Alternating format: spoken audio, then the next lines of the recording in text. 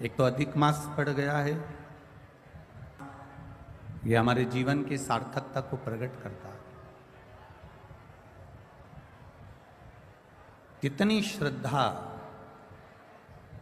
जितने विश्वास के साथ में, जितनी दृढ़ता के साथ में, जितने भरोसे के साथ में आप 7 दिन की इस पावन कथा को श्रवण करेंगे, मेरा देव अधिदेव महादेव आपकी झोली को खाली नहीं रखेगा, वो भरकर जरूर भेजेगा।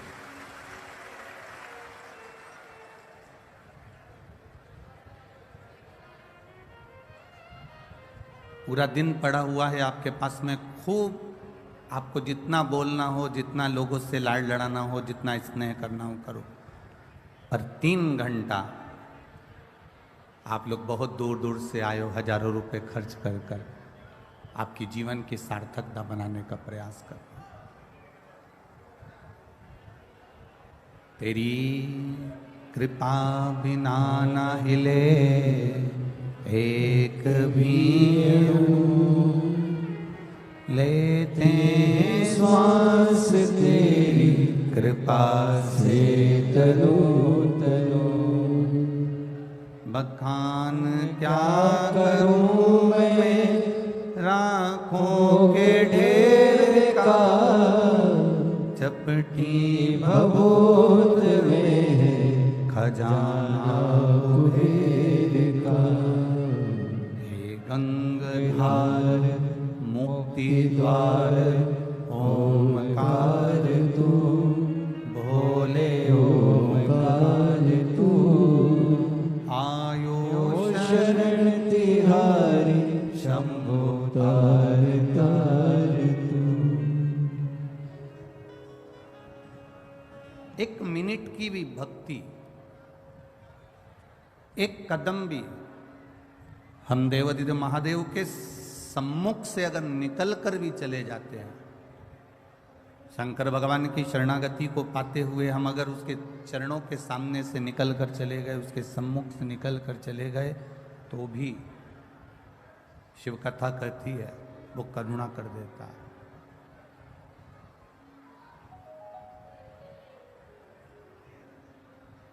जैसे डमरू का नाद करने पर, डमरू बजा देने पर 14 शब्द, 14 अक्षर, एक डमरू का नाद कर देने पर, डमरू बजा देने पर 14 अक्षर, 14 शब्द उस डमरू के एक बार बजने पर प्रकट हो जाते हैं। उसी तरह जैसे एक बार डमरू के बजा देने पर 14 अक्षर प्रकट हो जाते हैं, और वो 14 अक्षर साधारण नहीं, इस सृष्टि का संतुलन बनाने वाले होते हैं। उसी तरह शिव महापुराण की कथा जब कहीं पर होती है, शंकर भगवान की कथा यदि कहीं हो रही होती है, शंकर भगवान की कथा कहीं चल रही होती है, तो आपका ये अनुभव होना चाहिए कि ये शंकर भगवान के डमरू की नाद है, जिससे हमारे भीतर के विकार समाप्त हो रहे हैं और हमारा जीवन सार्थक हो रहा है और हमारे जीवन का कल्याण हो रहा है।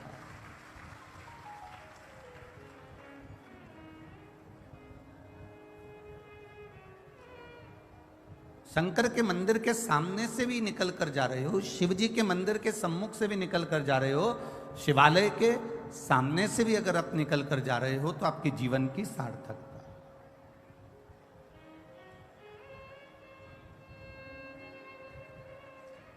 हमने देवाधिदेव महादेव को देखा कि नहीं देखा, हमने भगवान शंकर को देखा कि नहीं देखा, यह हमें नहीं मालूम, पर एक अनुभव अपनी जिंदगी में करिएगा, एक अंदाजा अपने जीवन में लगा कर रखिएगा। आप शिव जी को देखे कि ना देखे, हमने शंकर भगवान को देखा कि नहीं देखा, पर इतना जरूर है, जो शंकर भगवान के नाम का उच्चारण करता है, जो शिव जी के नाम को पुकारता है, या उसके दरवाजे के सामने से भी निकल कर चले जाता है, मेरा देवाधिदेव महादेव एक बार उस पर अपनी कृपा की दृष्टि कर ही देता है। आप निकले उसके द्वार से, आप निकल कर अगर उसके दरवाजे के सामने से जा रहे हो, उसकी चौखट के सामने से जा रहे हो, उसके द्वार के सामने से जा रहे हो, तो वो कृपा करता जरूर है, वो दया अवश्य करेगा।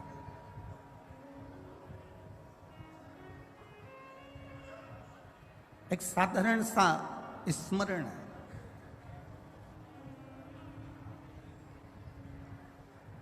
एक प्लास्टिक की थैली को जलाकर देखना तो उसमें प्लास्टिक की गंध आएगी। जो प्लास्टिक की गंध नहीं जानता वो भी अंदर कमरे में बैठा बैठा कह देगा कुछ तार जल रहा है।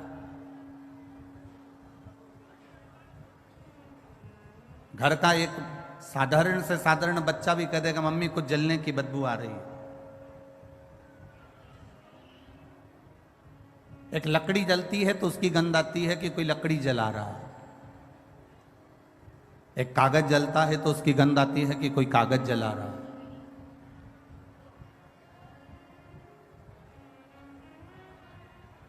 एक वृक्ष की पत्तियां जलती है तो उसकी गंध आती है कि वृक्ष की पत्तियां जल रही।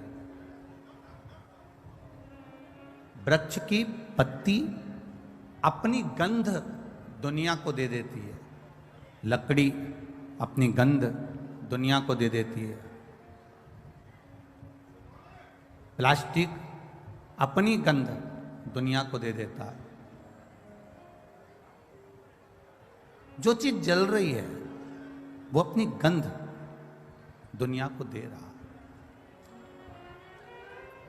जैसे प्लास्टिक जलने पर वो अपनी गंध दुनिया को दे देता है, लकड़ी जलने पर वो अपनी गंध दुनिया को दे देता है, पत्ते जलने पर वो अपनी गंध दुनिया को दे देता है, उसी तरह एक शंकर का जो उपासक होता है, शिव भक्ति करने वाला होता है, शंकर का गुणगान करने वाला होता है, शिव मंदिर में जाने वाला होता है, शंकर की भक्ति में डूबने वाला होता है, शंकर के चौखट के सामने से जो निकलने वाला होता है, वो भी चलते चलते अपनी गंध संपूर्ण विश्व में फैला जाता है और उससे ये शिव भक्ति की गंध उसके भीतर से आने लगती है।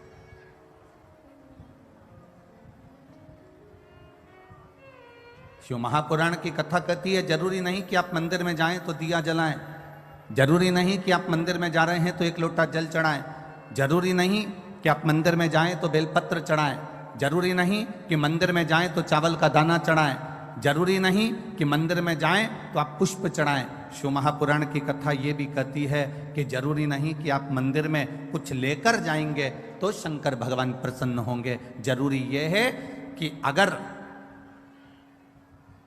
मंदिर में पहुंच भी गए हो और अपने दोनों हाथों का प्रयोग आपने मंदिर की सफाई में भी कर दिया तो वो बेलपत्र और जल चढ़ाने से बड़ा होता है।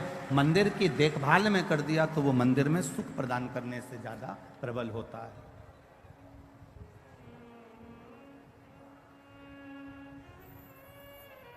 आप गए उसके दरवाजे पर, आप उसके चौखट पर गए, नहीं है आपके पास में एक लोटा जल, नहीं है आपके पास में एक बेलपत्र, नहीं है आपके पास में कोई सामग्री चढ़ाने की, तो भी आप देवादिदेव महादेव के मंदिर में अगर आपने केवल सफाई ही कर दी है उसमें भी सुख का अनुभव है महाराज। चढ़े हुए बेलपत्र से भी आपने भोलेनाथ जी का श्रृंगार कर दिया, उसमें भी आपका सुख है महाराज।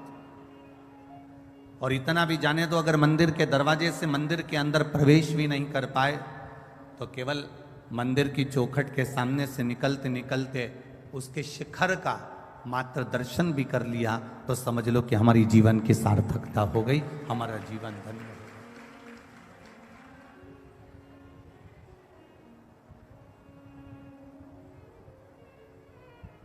हमने उसको पा लिया।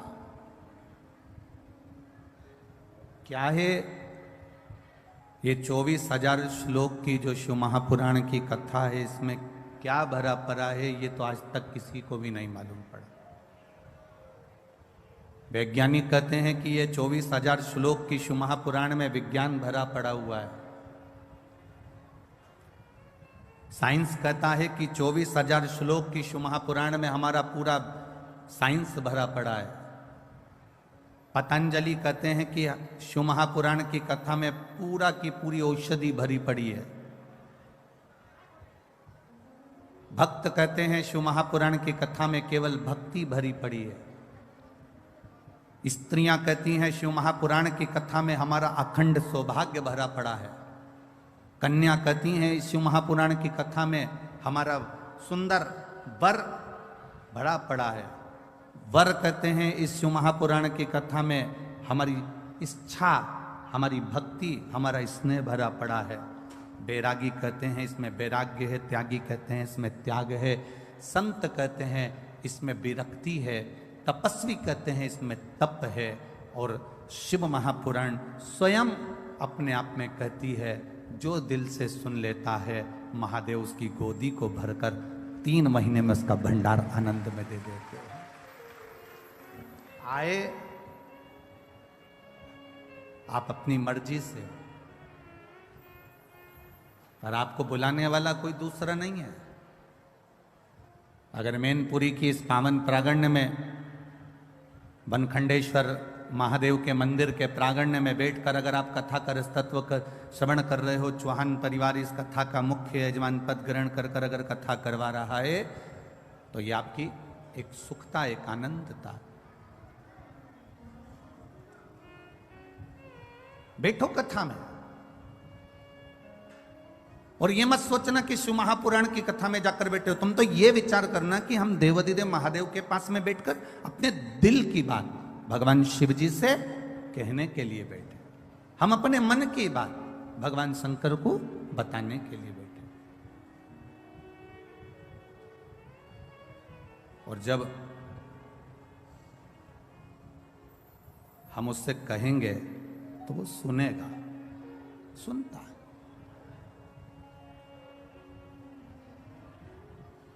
कोई कहे कि गुरुजी पहले दिन की कथा सुनना चाहिए कि दूसरे दिन की कथा सुनना चाहिए कि तीसरे दिन की कथा सुनना चाहिए कि चौथे दिन की कथा सुनना चाहिए, 5वें दिन की सुने, 6ठे दिन की सुने, 7वें दिन की सुने, सुने कब की?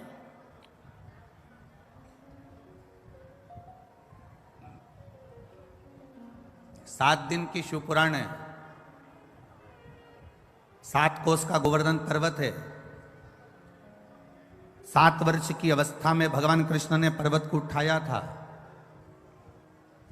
7 दिन में आपका और हमारा जन्म हुआ है। रविवार, सोमवार, मंगलवार, बुधवार, गुरुवार, शुक्रवार, शनिवार, ये 7 दिन में आप भी पैदा हुए और हम भी पैदा हुए। कोई रविवार को हो गया, कोई सोमवार को हो गया, कोई मंगलवार को हो गया, कोई बुधवार को हो गया, कोई शुक्रवार को हो गया, कोई शनिवार को हो गया। 7 दिन में अगर जन्म हुआ है तो 7 दिन में ही हमारी मृत्यु भी है। अलग से कोई दिन हमारे लिए मरने के लिए नहीं आएगा। रविवार को जन्म हुआ, सोमवार को बड़े हुए, मंगलवार को ब्याह हुआ, बुधवार को बच्चे हुए, गुरुवार को बीमार पड़े, शुक्रवार को हॉस्पिटल गए और शनिवार को सीताराम हो गए। ये 7 दिन ऐसे ही निकल गए।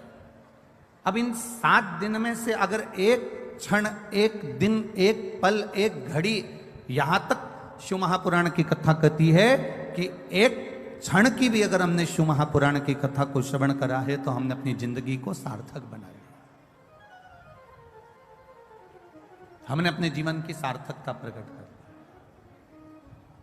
कोई कहे कि पहले दिन की कथा सुने कि दूसरे दिन की कथा सुने कि तीसरे दिन की सुने, जिससे भगवान हमारे मन की मनोरथ पूर्ण कर दे। हम कहते जो दिन आपको मिल जाए, जो क्षण आपको मिल जाए, जो पल आपको मिल जाए, जो घड़ी आपको मिल जाए, आप उस बीच में भगवत भजन करें। कोई गारंटी है? अरे बोलो तो रे मैनपुरी वालों, कोई गारंटी है कि तुम 80 साल जियोगे कि 70 साल जियोगे कि 100 साल जियोगे कि 50 साल जियोगे? यहाँ तो शिवपुराण की कथा कहती है एक दिन की भी गारंटी नहीं है महाराज। एक कपड़ा लेकर आते हो तो उसकी गारंटी दे देता है, मेरी 1 साल की गारंटी है कि इस कपड़े का कलर नहीं जाएगा। एसी लेकर आते हो तो उसकी गारंटी हो जाती है। सीमेंट की बोरी लेकर आते हो तो उसकी गारंटी हो जाती है। ईंट लेकर आते हो तो उसकी गारंटी हो जाती है। सरिया लेकर आते हो तो उसकी गारंटी हो जाती है। कूलर, फ्रिज लेकर आते हो तो उसकी गारंटी हो जाती है।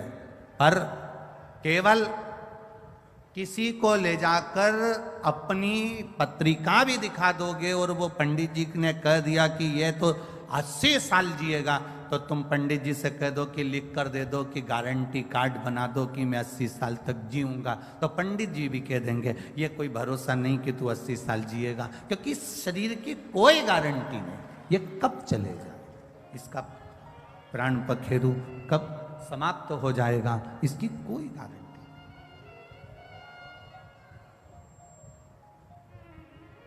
कब प्राण छूट जाएंगे, कब चले जाएगा, इसकी किसको गारंटी।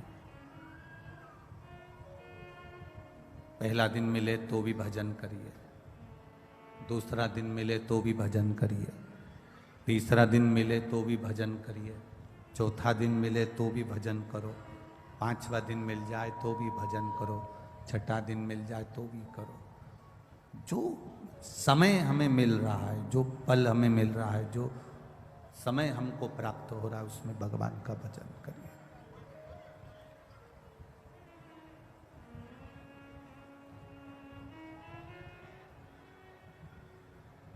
एक देवराज नाम का ब्राह्मण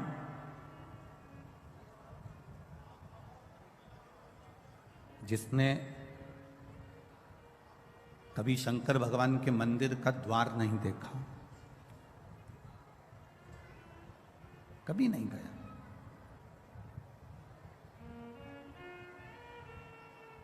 पहली बार चोरी का सामान लेकर शिव जी के मंदिर में पहुंचा, पहली बार। आप में से कई लोग ऐसे होंगे जो पहली बार शिव महापुराण की कथा में पहुंच रहे होंगे। अब एक अंदाजा लगाना कि वो तो चोर था, ब्राह्मण के घर में जन्म जरूर ले लिया था उसने, पर उसने चोरी का धन लेकर अपने पास में रखकर चोरी का सामान लेकर शंकर के मंदिर में पहुंचा था।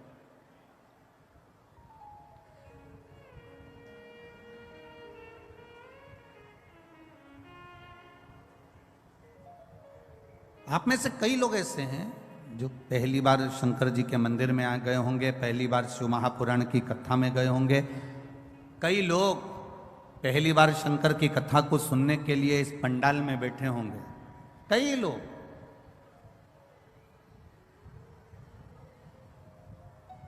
देवराज भी पहली बार भगवान शिव के दौर पर गया, देवराज भी पहली बार भगवान शंकर के मंदिर गया, पहली बार। वो भी चोरी का धन था, शरीर में ताप था, बुखार आ रहा था, शरीर में कष्ट भरा हुआ था, शरीर में कष्ट हो रहा था, इसलिए वो शिव जी के मंदिर में जाकर थोड़ा सा उसको लगा कि मुझे ठंड लग रही है, मुझे बहुत तेज ताप हो रहा है, मुझे बहुत तेज बुखार हो रहा है, तो वो थोड़ा सा एक जगह जाकर छुप गया, मंदिर के अंदर उसने शरणागति ले ली।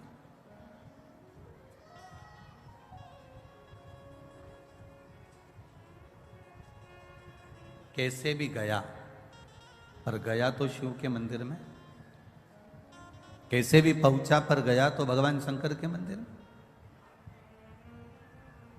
अधिक मास की कथा कहती है, आप लोगों ने श्रवण किया होगा। अधिक मास की कथा में वर्णन आता है राजा बलि का जो चरित्र है।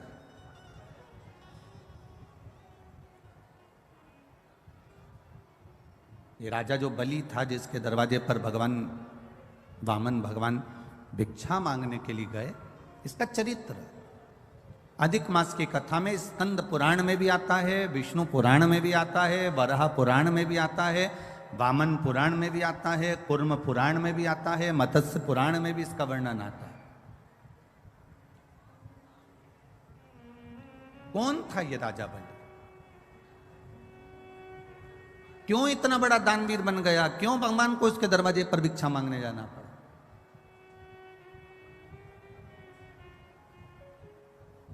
एक जुआरी था ये, बहुत बड़ा जुआरी, केवल जुआ खेलता था। इतना बड़ा दोस्तों के साथ बैठकर जो जुआ खेलना चालू करा, जुआ चलता रहा, हर बार हारता था, जुए में आज तक नहीं जीता। कभी उसने जुए में विजय प्राप्त करी ही नहीं, कभी जीत ही नहीं पाए। जितने लोग आस्था चैनल पर कथा सुन रहे हैं, जितने फेसबुक यूट्यूब पर कथा सुन रहे हैं, और जितने इस मैनपुरी के पावन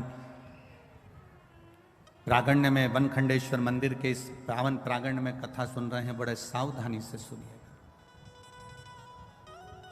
कभी नहीं जीता, जुआरी था। अब जुए में लिप्त रहा करता था, जुआ खेला करता था, जुए में लगा रहता था। एक दिन एक शंकर भगवान के कोई उपासक, शिव के कोई भक्त बैठे थे और भगवान शंकर की आराधना में डूबे हुए थे।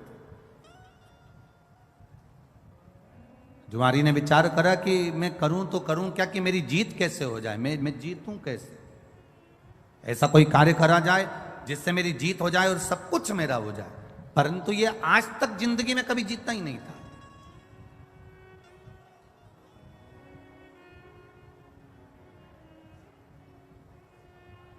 कभी कभी भगवान की ऐसी कृपा हो जाती है, प्रभु की ऐसी दया हो जाती है कि अगर किसी सेठ जी के यहाँ कोई द्वारपाल काम कर रहा है, कोई एक साधारण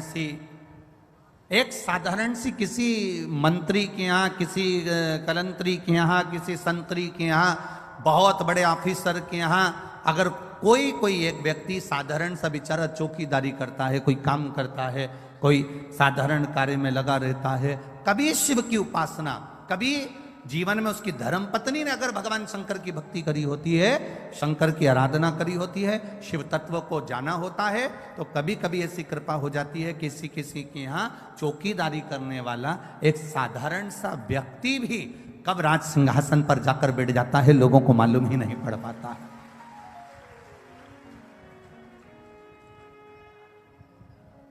एक साधारण सा काम करने वाला व्यक्ति भी कब सिंहासन पर जाकर बैठ जाएगा, किसी को नहीं मालूम।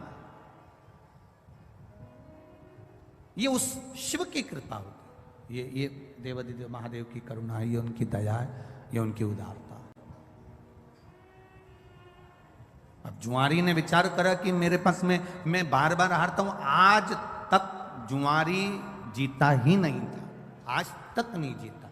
आज पहली बार मंदिर के सामने से जा रहा था, संत आंख बंद करके बैठे हुए थे, उनके पास में उनका कमंडल रखा हुआ था, एक छत्र रखा हुआ था, उन्हीं के पास में एक सुंदर सा आसन रखा हुआ था।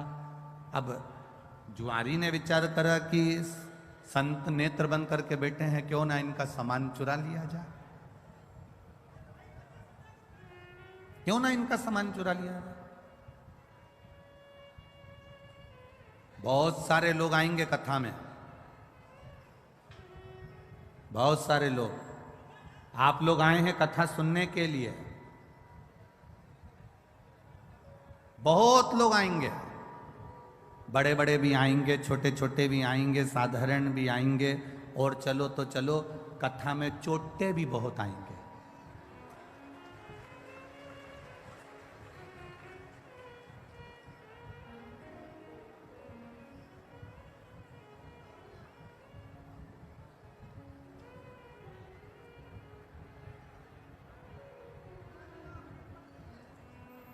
दो लोग बहुत जल्दी गायब होते हैं महाराज।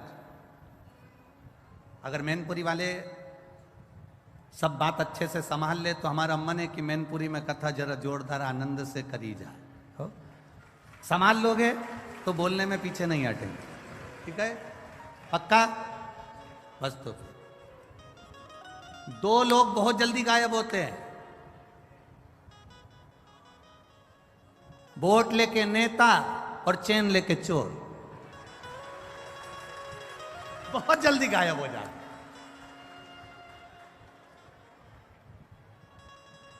अब मिलेगी क्या? एक वीडियो किसी मीडिया वाले ने बड़ा बड़ा भाव से डाल दिया, एक वीडियो डाला उन्होंने कि बेचारी कल वो शोभा यात्रा निकल रही थी और उसमें दो माताओं की कोई चेन कट गई होगी, वो रो रही थी, तो उनका वीडियो खूब चला और वो रो रही हैं और उनका चेन चली गई, चेन चली गई, उनकी चेन चली गई। अब इतनी आप लोग टीवी पर कथा सुनते हो, इतनी बार आप कथा में जाते हो, हमने हर बार टीवी पर कथा में कहा, बोला कि नहीं बोला, ईमानदारी से बोलो रिजीजियो, क्या बोला था? सोने की कोई रकम लेकर कथा में मत जाओ, कीमती सामान लेकर कथा में मत जाओ, अपना कोई सामान लेकर कथा में मत जाओ, केवल अगर लेकर जाना तो 2 पानी की बोतल लेकर जाओ और अपने बैठने के लिए अपने को कोई दवाई वगैरह, वैसे तो शिव महापुराण में किसी चीज की जरूरत नहीं पड़ेगी, ये विश्वास रखिए देवादिदेव महादेव से। पानी की 2 बोतल साथ में लेकर जाओ, और बन सके तुम्हारे घर में अगर रोटी थोड़ी 2-4 ज्यादा बना लो, तो तुम जहां बैठकर कथा सुनती हो, अपनी पड़ोसन के लिए, कोई बाहर से कथा सुनने के लिए आया है, उसके लिए 4 रोटी अचार ऐसा बांध कर लेकर आओ और उसका मुंह झूठा करा कर जाओ। इतना जरूर हम शिव पुराण में कर।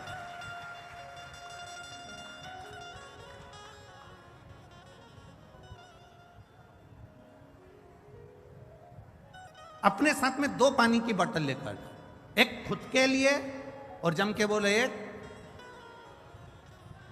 अड़ोसी पड़ोसी और पीछे वाला धड़ोसी, तो उसके एक पानी की बोतल जरूर लेकर।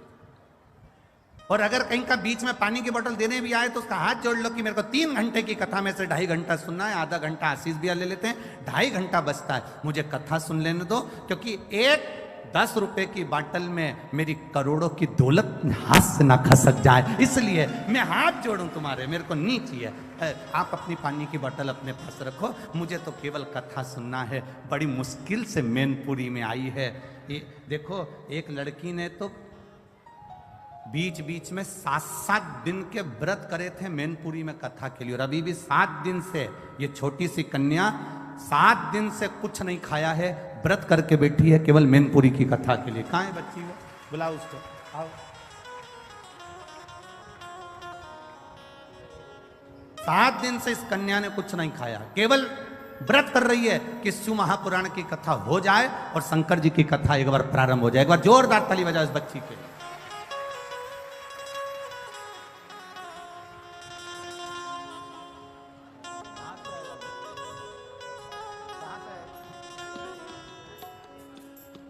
गाजियाबाद से ये बेटी आई है, जोरदार ताली बजाएं इसके लिए। बहुत बहुत सारा।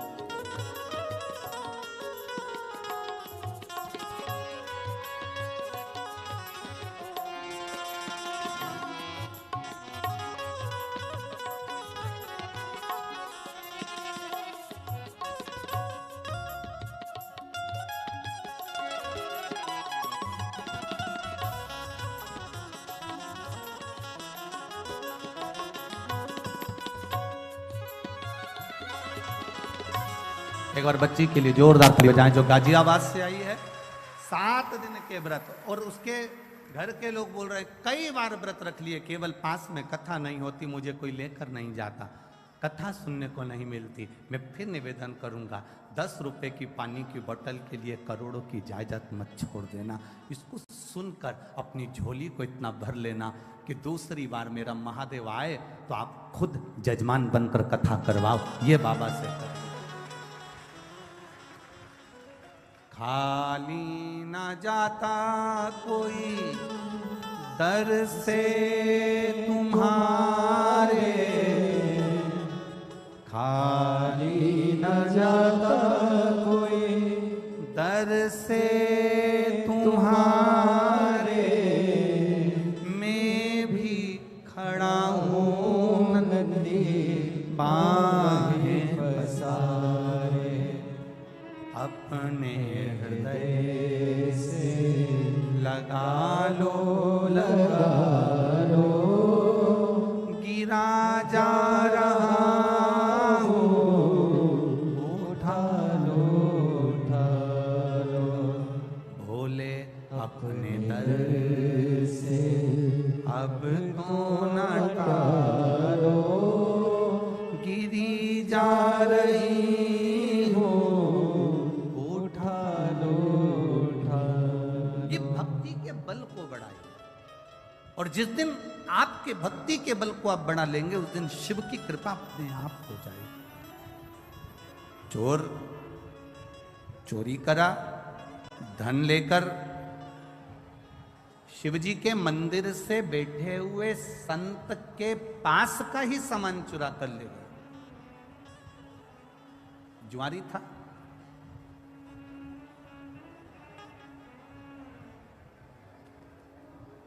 कमंडल, छतरी, आसन ले गए। आते हैं लोग, बहुत आते हैं कथा सुनने के लिए। अगर संत आएंगे, साधु आएंगे कथा सुनने के लिए, कोई भक्त आएगा तो कथा सुनने के लिए चोर भी आएगा। आपका ध्यान भगवान में रहता है, चोर का ध्यान तुम्हारे गले के मंगलसूत्र और चेन और मोबाइल और पर्स पर रहता है। पर एक बात अपनी जिंदगी में उतार कर रखना इस व्यासपीठ से,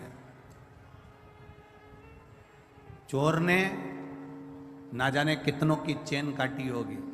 बोलो सही बात है कि गलत बात है? एक चेन 70,000, 80,000, 1 लाख, 1.5 लाख की होगी। ऐसी उसने ना जाने कितनों की चेन काटी होगी। तो भी आज तक चोर करोड़पति नहीं बन पाया। जिसकी चेन चली गई, भोलेनाथ ने 6 महीने में उसके गले में दूसरी और बढ़ाकर चेन पहना दी। जिसकी गई उसने बाबा ने फिर दे दी। उसने फिर मेहनत करी, फिर काम करा और फिर अपना कर्म कर कर उसने चेन बनवा ली और गले में पहन ली। पर चोटा अभी तक भी चोटा की चोटा ही रिया। वो चोटा आज तक ठीक नहीं। कोई सोने का सामान लेकर मत जाओ। अगर आयो कथा में तो हम तो बाबा से मिलने के लिए आए, हम बाबा से मांगने के लिए आए, हम बाबा से अपने दिल की बात कहने के लिए आए। दिल की बात।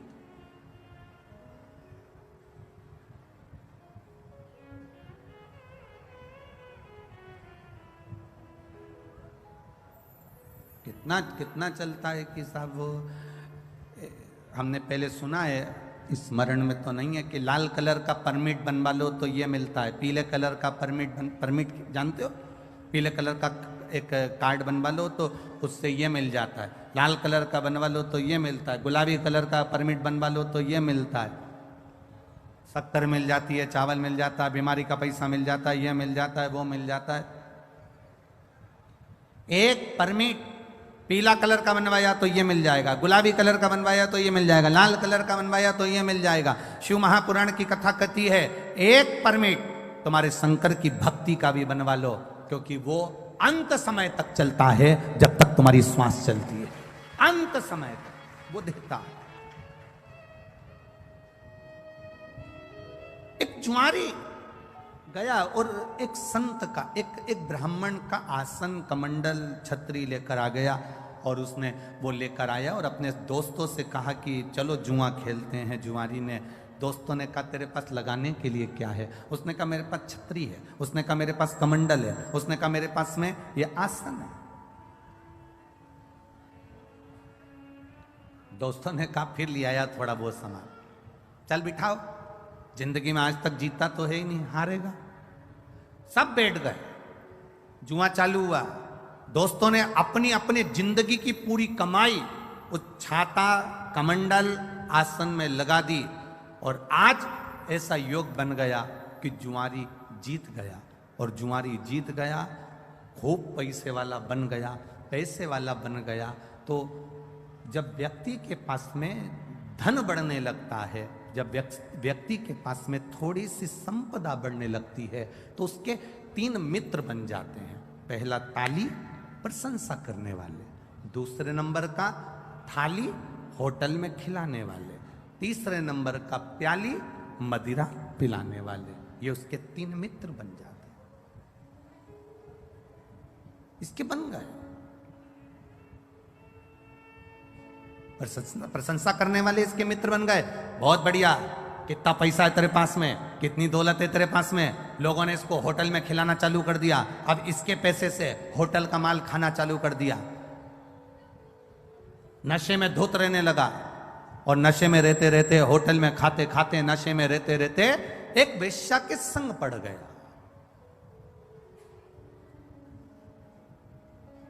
और एक वेश्या के संग जब पड़ा, वेश्या ने इसके धन को पूरा जीन लिया, वेश्या ने पूरे धन को उसका ले लिया। अब वेश्या ने एक दिन उससे कहा,